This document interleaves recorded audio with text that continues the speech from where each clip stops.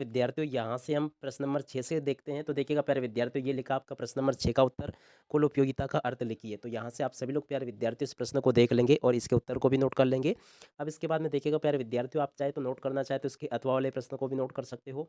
ये पूरा का पूरा इसका उत्तर भी दिया गया है। तो यहाँ से आप सभी लोग इस प्रश्न को भी देख लें और इसके अथवा वाले प्रश्न को भी देख लेंगे। हाँ, तो प्यारे विद्यार्थियों नमस्कार, स्वागत है आप सभी का एक और नए वीडियो में। देखिएगा प्यारे विद्यार्थियों, आज हम यहाँ पर देखने वाले हैं आपके प्री बोर्ड अभ्यास परीक्षा प्रश्न पत्र कक्षा 12 के आपके अर्थशास्त्र विषय के सॉल्यूशन को। तो चलिए जल्दी से हम आगे बढ़ते हैं और समझते हैं आपके पूरे क्वेश्चन पेपर को और इसके सॉल्यूशन को। तो देखिएगा प्यारे विद्यार्थियों, सेट ए का सॉल्यूशन मैंने पहले ही आप सभी के लिए उपलब्ध करवा दिया था और आज हम यहाँ पर सेट बी का पूरा सॉल्यूशन देखेंगे। तो जितने भी बच्चे नए जुड़े हैं जल्दी से चैनल को सब्सक्राइब जरूर कर लेंगे और साथ में बेल आइकन को जरूर दबा लेंगे। तो चलिएगा जल्दी से हम आगे बढ़ते हैं, समझते हैं आपके पूरे पेपर को और इसके सॉल्यूशन को। तो यहाँ से आप सब लोग इसको देख लें, अभ्यास प्रश्न पत्र 2023-24 का ये आपका क्वेश्चन पेपर है कक्षा 12वीं के लिए। और आज हम यहाँ से सेट बी को देखेंगे, जिसके लिए आपको समय दिया जाएगा 3 घंटे का और पूर्णांक होगा आपका 80 अंकों का। तो देखिएगा इस प्रकार का पूरा आपका क्वेश्चन पेपर है। यहाँ से आप सब लोग इसको देख लेंगे। पहला क्वेश्चन पूछा है, कॉपी के मूल्य में वृद्धि होने पर चाय की मांग। तो देखिएगा जब कॉपी के मूल्य में वृद्धि होगी तो चाय की मांग क्या होगी। तो देखिएगा यहाँ से आपको लिख लेना बढ़ती है। उसके बाद में अगला क्वेश्चन, निम्नलिखित में से कौन सी वस्तु पूरक है। तो देखिएगा पूरक वस्तु किसे कहते हैं, जो एक दूसरे की पूर्ति करे। चाय तथा कॉफी ये तो प्रतिस्थापन है। कोक तथा पेप्सी ये भी प्रतिस्थापन है। चावल तथा गेहूं, ये देखिएगा यहाँ से आपको लिखना है। कार तथा पेट्रोल ये आपकी पूरक वस्तुएं हैं। यहाँ से आप सभी लोगों को लिख लेना है। उसके बाद में देखिएगा तीसरा क्वेश्चन, एक समाजवादी अर्थव्यवस्था का मूल उद्देश्य होता है। तो देखिएगा प्यारे विद्यार्थियों, इसका होता है समाजवादी का अधिकतम लोक कल्याण। तो यहाँ से आप सब लोग इसको देख लेंगे। उसके बाद में देखिएगा प्यारे विद्यार्थियों अगला क्वेश्चन, उपयोगिता की माप की जाती है मुद्रा के द्वारा, वस्तु विनिमय के द्वारा, वस्तु के वजन द्वारा। तो देखिएगा इसका राइट आंसर आपका आ जाएगा मुद्रा के द्वारा। उसके बाद में अगला क्वेश्चन देखते हैं। तो देखिएगा प्यारे विद्यार्थियों इसका उत्तर ये होगा। यहाँ से आप सब लोग इसको देख लेंगे जैसा कि मैंने आप सबको बताया। अब इसके बाद में अगला क्वेश्चन पढ़ते हैं। यहाँ से आप सब लोग देख लें, किसी अर्थव्यवस्था में कीमत तंत्र के आधार पर निर्णय लिए जाते हैं। तो देखिएगा कीमत तंत्र के आधार पर कौन सी अर्थव्यवस्था में निर्णय लिया जाता है, समाजवादी में या पूंजीवादी में। तो देखिएगा इसका राइट आंसर आपका आ जाएगा पूंजीवादी अर्थव्यवस्था, इसका राइट आंसर होगा। उसके बाद में आगे बढ़ते हैं। तो देखिएगा प्यारे विद्यार्थियों इसका उत्तर, जब सीमांत उपयोगिता शून्य होती है तब कुल उपयोगिता होती है। तो देखिएगा प्यारे विद्यार्थियों यहाँ पर आपको लिखना है धनात्मक, ऋणात्मक या देखिएगा, तो देखिएगा यहाँ पर आपको लिखना है स्थिर होती है। जब सीमांत उपयोगिता शून्य होती है ना, तब कुल उपयोगिता होती है स्थिर। तो यहाँ से आप सब लोग इसको देख लें और पूरा का पूरा इसको समझ लेंगे। अब उसके बाद में देखिएगा, अब आगे बढ़ते हैं, अगले क्वेश्चन को देखते हैं। तो देखिएगा प्यारे विद्यार्थियों प्रश्न नंबर 1 को 2 को देखते हैं, जिसमें कि लिखा है, अल्पकालीन उत्पादन फलन को अनुपात का नियम भी कहते हैं। तो देखिएगा प्यारे विद्यार्थियों इसको कहते हैं परिवर्तनशील अनुपातों का नियम भी कहते हैं। तो यहाँ से आपको क्या लिख लेना है, परिवर्तनशील। इसके बाद में आपको लिख लेना है अनुपात का नियम भी कहते हैं।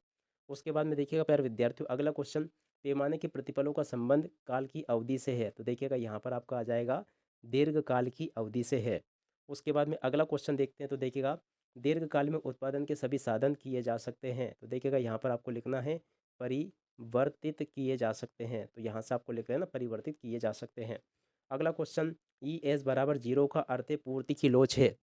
तो देखिएगा यहाँ से आपको लिखना है, इसका राइट आंसर प्यारे विद्यार्थियों आपका आ जाएगा पूर्णतया बेलोजदार पूर्ति। तो यहाँ से आप सब लोग इसको लिख लेंगे, ये इसका राइट आंसर होगा पूर्णतया बेलोजदार पूर्ति। तो यहाँ से आप सभी लोग लिख लें बेलोजदार पूर्ति। इस प्रकार से आप सभी लोगों को इसको नोट कर लेना है। उसके बाद में देखिएगा अगला क्वेश्चन, औसत लागत वक्र का आकार यू अक्षर जैसा होता है। यहाँ पर आपको लिखना है यू लागत फलन में लागत उत्पादन का फलन होती है। तो देखिएगा प्यारे विद्यार्थियों कौन सी उत्पादन का फलन होती है। तो देखिएगा यहाँ से आपको लिखना है साधन लागतों का उत्पादन फलन होती है। तो यहाँ से आपको साधन लागत इसमें आपको लिख लेना है। उसके बाद में हम आगे बढ़ते हैं। तो देखिएगा यहाँ से आप सभी लोग सत्य सत्य को देख लेंगे। पहला क्वेश्चन, ब्रिटिश अर्थशास्त्री जॉन मियार्ड कीन्स का जन्म 1993 में हुआ। तो देखिएगा ये बिल्कुल आपका असत्य होगा, क्योंकि 1993 में नहीं, 1893 में इनका जन्म हुआ था। उसके बाद में देखिएगा अगला क्वेश्चन, जीएनपी एक राष्ट्रीय अवधारणा, ये भी बिल्कुल सत्य होगा। निवल निवेश बराबर सकल निवेश माइनस मूल्यह्रास, ये आपका सत्य हो जाएगा। अति अल्पकाल में पूर्ति पूर्णतया है बेरोजगार। तो देखिएगा यहाँ से आप सभी लोगों को देख लेना है, ये आपका बिल्कुल सत्य होगा। उसके बाद में अगला क्वेश्चन, पूर्ण प्रतियोगिता में फर्म कीमत निर्धारित करती है। तो देखिएगा पूर्ण प्रतियोगिता में जो फर्म होती है ना, कीमत निर्धारित करती नहीं है, यह असत्य होगा। बाजार कीमत उच्चावचन वाली प्रक्रिया ये आपका सत्य होगा। उसके बाद में हम आगे बढ़ते हैं, अगले क्वेश्चन को देखते हैं। तो देखिएगा, यहाँ से आपसे जोड़ी पूछी गई है, तो यहाँ से आप सभी लोग जल्दी से जोड़ी का मिलान पूरा कंप्लीट कर लेंगे। तो देखिएगा, जोड़ी आपको किस प्रकार से मिलान करनी है। एनडीपी जो लिखा है, नेशनल डोमेस्टिक प्रोडक्ट, यानी कि राष्ट्रीय घरेलू उत्पाद या शुद्ध घरेलू उत्पाद इसे कहेंगे हम। तो देखो, इसकी जोड़ी मिल जाएगी शुद्ध घरेलू उत्पाद से। एनएनपी शुद्ध राष्ट्रीय उत्पाद होता है। केंद्रीय बैंक आपका क्या हो जाएगा, RBI, reserve bank of India. उसके बाद में व्यावसायिक बैंक आपका एसबीआई आ जाएगा। टिकाऊ वस्तु, तो देखिएगा, टिकाऊ वस्तु की जोड़ी का मिलान किससे करें हम, रेफ्रिजरेटर से, ठीक है। प्रवाह, प्रवाह की जोड़ी का मिलान किससे होगा, देखिएगा यहाँ पर क्या दिया गया है। यहाँ पर वस्तु विनिमय की कठिनाई, दोहरे संयोग का अभाव, और इसके बाद में अब अपना एक ही और बचा प्रवाह। तो देखिएगा, प्रवाह क्या है, सकल घरेलू उत्पादन। तो देखिएगा, इसकी जोड़ी आपको इससे मिलान कर लेनी है। इस प्रकार से आप सब लोग इसको देख लें और पूरा का पूरा इसका जोड़ी का मिलान पूरा कंप्लीट कर लेंगे, जैसा कि मैंने आपको बताया है। और इसके बाद में अगले क्वेश्चन को देखते हैं। तो देखिएगा, यहाँ पर आपको एक क्वेश्चन देखने को मिलेंगे। देखिएगा, पहला क्वेश्चन लिखा एमपीसी का पूर्ण रूप लिखिए। तो देखिएगा, एमपीसी का पूरा रूप क्या है। तो देखिएगा, यहाँ से आप लोग नोट कर लेंगे, न्यूनतम और समर्थन, और यहाँ से आपको लिखना है पूरा न्यूनतम समर्थन मूल्य। इस प्रकार से आप सब लोग इसको नोट कर लें। उसके बाद में देखिएगा, प्यारे विद्यार्थियों, उपभोग फलन क्या होता है। तो देखिएगा प्यारे विद्यार्थियों, आपको ये बताना है, आय और उपभोग के व्यय को ही उपभोग फलन कहते हैं। ये इसका राइट आंसर होगा।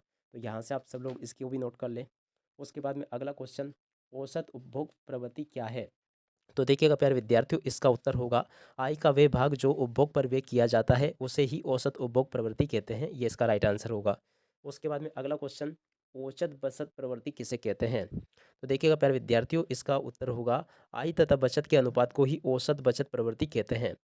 उसके बाद में अगला क्वेश्चन देखते हैं, जीएसटी क्या है। तो देखिएगा प्यारे विद्यार्थियों, जीएसटी का पूरा नाम है वस्तु एवं सेवा कर। क्या नाम हैगा इसका, यहाँ से आप लोग नोट कर लें, वस्तु एवं, यहाँ से आपको नोट कर लेना है वस्तु एवं सेवा, और इसका राइट आंसर होगा। उसके बाद में अगला क्वेश्चन देखते हैं क्या लिखा है। देखिएगा, अदायगी संतुलन में कौन सी मदें शामिल की जाती है। तो देखिएगा, अदायगी संतुलन में कौन सी मदों को शामिल किया जाता है। तो देखिएगा प्यारे विद्यार्थियों, यहाँ से आप सभी लोगों को लिख लेना है। देखिएगा, यहाँ से ये जो आपका दिया गया ना 6 नंबर का क्वेश्चन, जिसमें कि आपका लिखा है कि यहाँ पे इसमें कौन सी मदें शामिल की जाती है। तो देखिएगा, यहाँ पर अगर देखा जाए तो अदायगी संतुलन में आपकी मदें शामिल होती है दृश्य और अदृश्य। तो यहाँ से आपको क्या लिखना है, इसमें दृश्य और अदृश्य मदें शामिल होती है। उसके बाद में देखिएगा, अगला क्वेश्चन लिखा है, व्यापार शेष में कौन सी मदें शामिल होती है। तो देखिएगा, व्यापार शेष में केवल दृश्य मदों को ही शामिल किया जाता है। तो यहाँ तक का तो मैंने आपको इस प्रकार से बता दिया। अब इसके बाद में देखिएगा, बाकी के जो आपके क्वेश्चन है, जैसे उपयोगिता का अर्थ क्या है, इन सभी क्वेश्चन के उत्तर भी हम यहीं पर देखेंगे। मगर पहले एक बार आप लोग अच्छे से तसल्ली से पूरा पेपर देख लो। इस प्रकार का आपका पूरा का पूरा क्वेश्चन पेपर है ये। आप लोग पहले पेपर को देख लो, फिर मैं आपको इसका पूरा सॉल्यूशन बताऊंगा। तो देखिएगा, इस प्रकार का पूरा आपका क्वेश्चन पेपर आया है, जो कि मैंने आप सभी को पूरा बता दिया। अब चलिएगा, आप आगे बढ़ते हैं और इन सभी प्रश्नों के उत्तरों को देखते हैं। तो देखिएगा प्यारे विद्यार्थियों, यहाँ से हम प्रश्न नंबर 6 से देखते हैं। तो देखिएगा प्यारे विद्यार्थियों, ये लिखा आपका प्रश्न नंबर 6 का उत्तर, कुल उपयोगिता का अर्थ लिखिए। तो यहाँ से आप सभी लोग प्यारे विद्यार्थियों इस प्रश्न को देख लेंगे और इसके उत्तर को भी नोट कर लेंगे। अब इसके बाद में देखिएगा प्यारे विद्यार्थियों, आप चाहे तो नोट करना चाहे तो इसके अथवा वाले प्रश्न को भी नोट कर सकते हो। ये पूरा का पूरा इसका उत्तर भी दिया गया है। तो यहाँ से आप सभी लोग इस प्रश्न को भी देख लें और इसके अथवा वाले प्रश्न को भी देख लेंगे।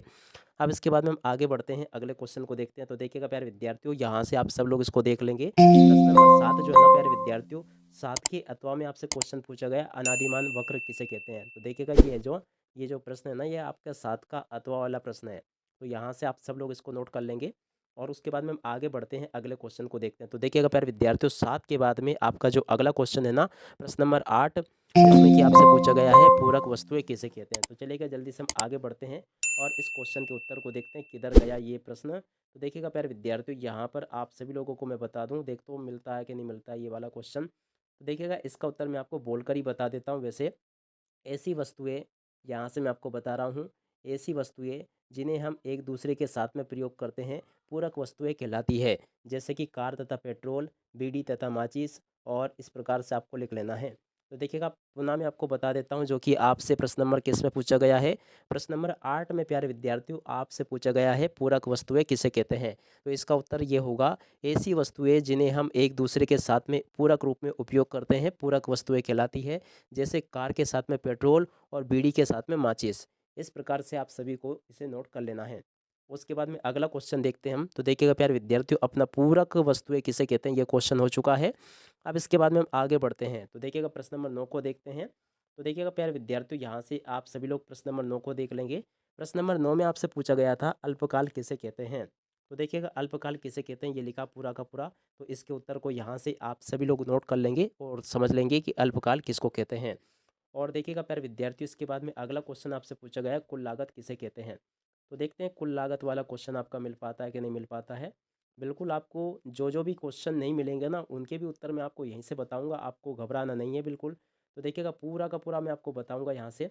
तो देखिएगा प्यारे विद्यार्थी यहाँ पर मुझे लगता है कि कुल लागत वाला प्रश्न नहीं है। तो देखिएगा प्यारे विद्यार्थी यहाँ पर मैं आपको बता दूँ कुल लागत किसे कहते हैं। तो यहाँ से आपको लिख लेना है स्थिर और परिवर्तनशील लागतों के योग को कुल लागत कहते हैं।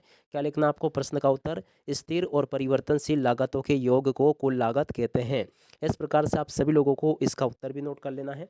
अब इसके बाद में हम आगे बढ़ते हैं, अगले क्वेश्चन को देखते हैं ताकि प्यारे विद्यार्थियों आप सभी लोगों को सारे के सारे क्वेश्चन समझ में आ सके। तो देखिएगा प्यारे विद्यार्थियों वैसे यहाँ से आप सभी लोगों को जो जो क्वेश्चंस मैं आपको बता रहा हूँ आप सब लोग इनको देखते चलें और बराबर से इनको नोट भी करते चलें। अब इसके बाद में प्रश्न नंबर 11 को देखते हैं जिसमें कि आपसे पूछा गया है पूर्ति की लोच का सूत्र लिखिए। तो देखिएगा पूर्ति के लोच का सूत्र आपको लिखना है या फिर आपसे क्या पूछा गया है पूर्ति वक्र को निर्धारित करने वाले कोई दो तत्व लिखिए।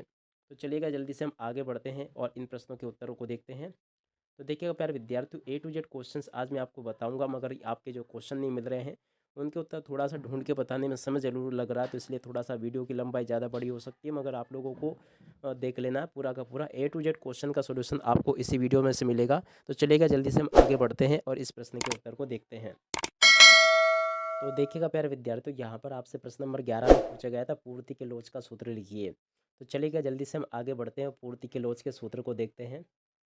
तो देखिएगा प्यारे विद्यार्थियों यहाँ से आप सभी को पूर्ति की लोच का सूत्र नोट कर लेना है। ये रहा आपका पूर्ति की लोच का सूत्र। इस प्रकार से यहाँ से आप सब लोग इसको देख लें और अच्छी प्रकार से इसको याद भी कर लें। अब इसके बाद में प्यारे विद्यार्थियों आगे बढ़ते हैं और प्रश्न नंबर 12 के उत्तर को नोट करते हैं जिसमें कि आपसे पूछा गया है टिकाऊ उपभोक्ता वस्तुएं किसे कहते हैं। तो देखिएगा प्यारे विद्यार्थियों यहाँ से आप सभी लोग इस प्रश्न के उत्तर को नोट कर लेंगे जो कि आपसे प्यारे विद्यार्थियों प्रश्न नंबर 12 में आपसे पूछा गया था। तो इस प्रकार से प्यारे विद्यार्थियों यहाँ से मैंने आप सभी को प्रश्न नंबर 12 का उत्तर भी बता दिया। अब चलिएगा हम आगे बढ़ते हैं और प्रश्न नंबर 13 के उत्तर को देखते हैं। तो देखिएगा प्यारे विद्यार्थियों अगला क्वेश्चन ये लिखा है जिसमें कि दिया गया है दोहरी गणना किसे कहते हैं। तो चलिएगा प्यारे विद्यार्थियों आगे बढ़ते जानते और समझते कि दोहरी गणना किसे कहते हैं। तो देखिएगा प्यारे विद्यार्थियों ये रहा आपका प्रश्न नंबर 13 का उत्तर। यहाँ से आप सभी लोग इसको नोट कर लेंगे जिसमें कि आपसे पूछा गया था दोहरी गणना किसे कहते हैं। तो यहाँ से आप सभी लोगों को इसको नोट कर लेना है। अब इसके बाद में हम आगे बढ़ते हैं अगले क्वेश्चन के उत्तर को देखते हैं ताकि प्यारे विद्यार्थियों आप सभी लोगों को ये अच्छी प्रकार से समझ में आ सके। अब देखिएगा प्यारे विद्यार्थियों आपसे प्रश्न नंबर 14 में पूछा गया था व्यावसायिक बैंकों के कोई दो कार्य लिखिए। तो देखिएगा यहाँ से आप सभी लोग व्यावसायिक बैंकों के कार्यों को नोट कर लेंगे और जो कि आपसे प्यारे विद्यार्थियों प्रश्न नंबर 14 में पूछा गया है। अब इसके बाद में हम आगे बढ़ते हैं अगले क्वेश्चन को देखते हैं। तो देखिएगा प्रश्न नंबर 15 में आपको क्वेश्चन दिया गया था सरकारी बजट का अर्थ लिखिए। तो देखिएगा प्यारे विद्यार्थियों यहाँ पर सरकारी बजट के उद्देश्य लिखे गए हैं, तो आप लोग इस क्वेश्चन को नोट मत करो।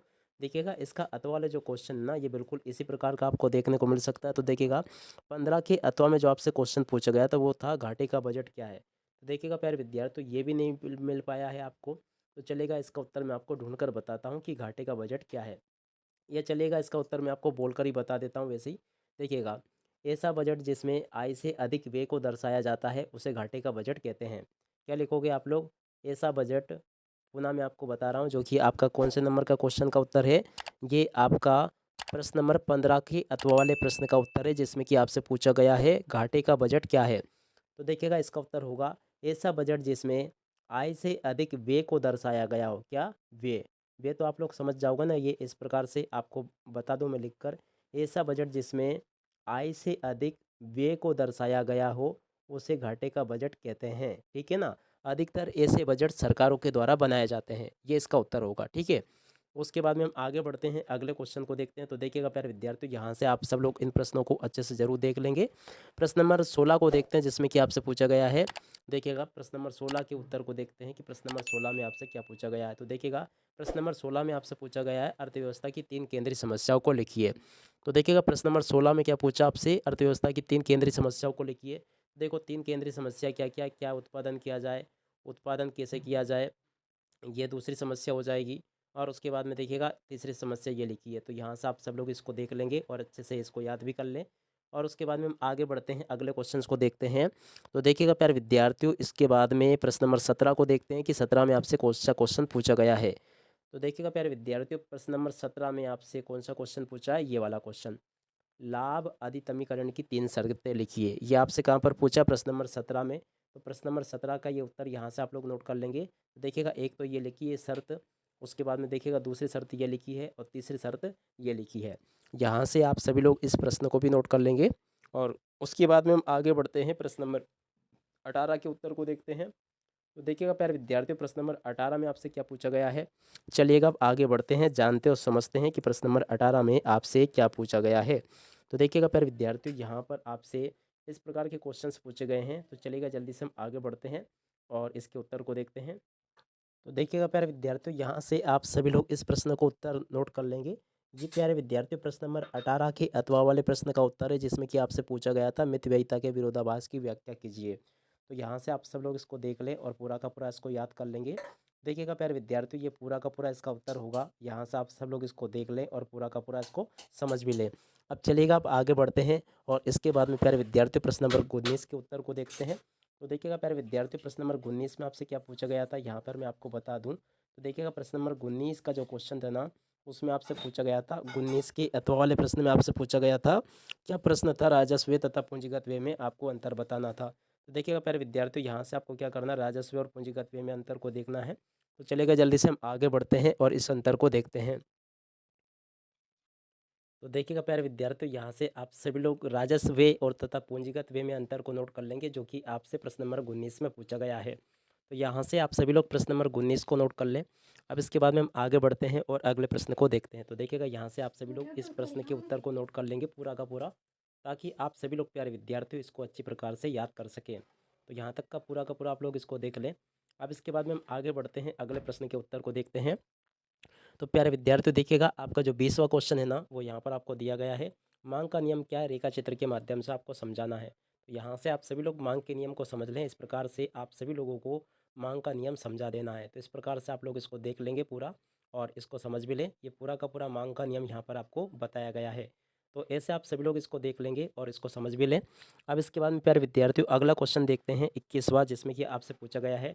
देखिएगा प्यारे विद्यार्थियों, 21वां जो क्वेश्चन है ना, जिसमें आपसे पूछा गया है 21 का अथवा वाला प्रश्न देख लेंगे। यहाँ से आप सभी लोग 21 के अथवा में आपसे पूछा गया बाजार संतुलन की व्याख्या रेखा चित्र के माध्यम से कीजिए। तो यहाँ से आप प्यारे विद्यार्थियों प्रश्न नंबर 21 के अथवा वाले प्रश्न को भी देख ले पूरा। अब इसके बाद में देखिएगा प्यारे विद्यार्थियों, यहाँ से आपको इस चित्र को बनाना सीख लेना है। उसके बाद में हम अगले क्वेश्चन को देखते हैं। तो देखिएगा प्यारे विद्यार्थियों, यहाँ से आप सभी लोग इसको देख लेंगे। प्रश्न नंबर 22 में आपसे क्या पूछा गया है, देखिएगा प्यारे विद्यार्थियों, यहाँ से आप सब लोग इसको देख लेंगे। 22 में आपसे पूछा गया गुणक किसे कहते हैं, इसकी क्रियाविधि लिखिए। या इसके अथवा में आपसे पूछा गया समग्र मांग क्या, इसके 2 घटक लिखिए। तो चलेगा अब इसके उत्तर को देखते हैं, ताकि प्यारे विद्यार्थियों आप सब लोग इसको नोट कर सकें। तो देखिएगा ये इसका उत्तर रहा, गुणक किसे क्या कहते हैं, इसकी क्रियाविधि। तो देखिएगा यहाँ पर आपको गुणक की क्रियाविधि बताई गई है पूरी की पूरी। यहाँ से आप लोग इसको नोट कर लेंगे। उसके बाद में हम आगे बढ़ते हैं। देखिएगा 22वां क्वेश्चन अपन ने देख लिया। इसके बाद में हम 23वां क्वेश्चन देखते हैं। तो देखिएगा प्यारे विद्यार्थियों, 23वें क्वेश्चन में आपसे क्या पूछा गया है। देखिएगा इसके अथवा में आपसे पूछा गया है, वैसे तो 23वां मेन क्वेश्चन था आपका, व्यापार संतुलन तथा अदायगी संतुलन में अंतर आपको बताना था। या फिर आप लोग इसके अथवा वाले प्रश्न को देख लें, जिसमें कि आपसे पूछा गया तृतीय विनिमय दर प्रणाली के 4 गुण लिखिए। तो देखिएगा यहाँ से आप सभी लोगों को इसको लिख लेना है। तृतीय विनिमय दर प्रणाली के 4 गुण ये लिखे हैं। इस प्रकार से आप सब लोग इसको देख लेंगे और पूरा का पूरा इसके उत्तर को भी नोट कर लेंगे। तो देखिएगा यहाँ से मैंने आप सभी को पूरा क्वेश्चन पेपर बता दिया। अब इसी के साथ में इस वीडियो को यहीं पर पूरा करते हैं। नमस्कार, जय हिंद, जय भारत।